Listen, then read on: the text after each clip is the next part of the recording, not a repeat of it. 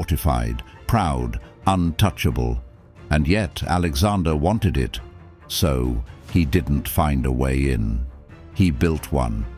This is the unbelievable story of the Siege of Tyre, where the greatest military mind of the ancient world defied the impossible and nearly lost everything. The year is 332 BCE. Alexander has just conquered Syria and is now heading south toward Egypt. But one powerful city still stands in his way: Tyre. Imagine a proud Phoenician island fortress sitting half a mile off the coast. It's protected by massive walls that rise straight out of the sea, a powerful navy, and centuries of accumulated trade wealth. When Alexander asks to enter and make a sacrifice at their temple, the Tyrians refuse. Tyre wasn't just being defiant, it was daring him to try. And that was a very big mistake. Most generals would have simply walked away, but not Alexander. He orders his men to build a causeway, a massive land bridge stretching from the mainland straight to Tyre's walls. Stone by stone, timber by timber, they begin to move the earth itself.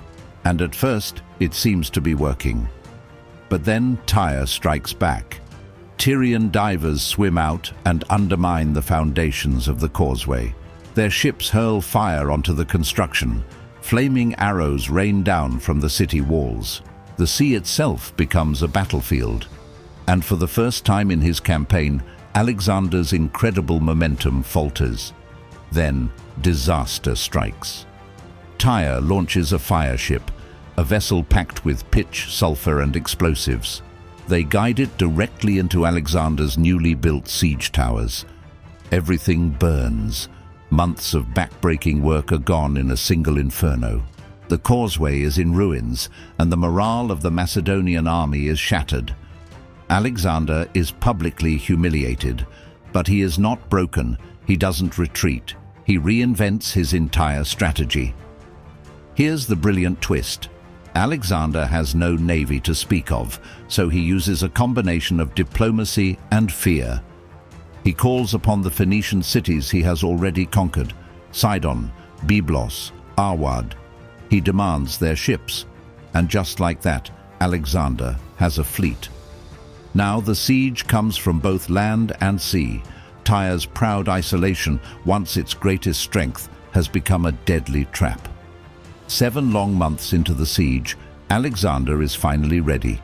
He launches a massive multi-pronged attack. Battering rams hammer the sea walls from ships. Giant siege towers, rebuilt and improved, roll up the reconstructed causeway. Archers rain down a storm of arrows from above. And finally, the wall cracks. Macedonian soldiers pour into the city. The fighting is brutal, bloody, and devastating. Tyre, the city that believed it was invincible, falls. 8,000 of its defenders are killed. Thousands more are sold into slavery. Alexander then walks to the temple and makes his offering. The Siege of Tyre wasn't just another battle.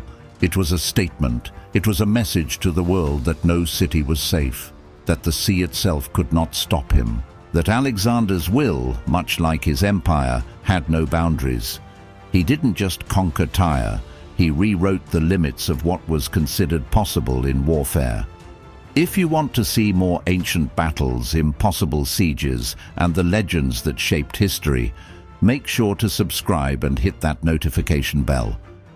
Thanks for watching, and we'll see you in the next one.